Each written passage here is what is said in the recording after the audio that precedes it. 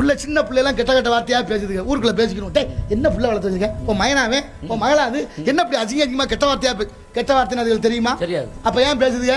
அது காதில் கேட்ட வார்த்தையை பேசுது. அப்போ சுற்றி இருக்கிற நம்ம ஒழுங்கா பேசினா அதுகளும் சரியா பேச முடியல. அப்போ என்ன விதைக்கிறோமோ அது விதை தானே முளைக்கும். அப்போ விதைக்கிறது அறுத்து தானே ஆகணும். அதனால தான் சொல்றேன், விதையானாலும் சரி வினையானாலும் சரி விதைத்ததை ஒரு நாள் அறுத்தே ஆக வேண்டும்.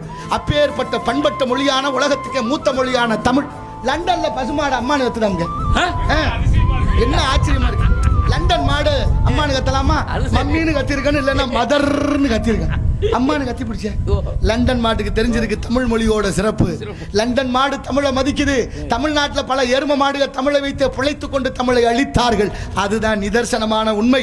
தமிழை நாட்டிலையும் தமிழ் இல்லை, நாட்டிலையும் தமிழ். நீங்க அமெரிக்கா நயாகரா நீர் அருவி உள்ள நுழைகிற போதே நல்வரவுன்னு வச்சிருக்கேன் தமிழ்ல.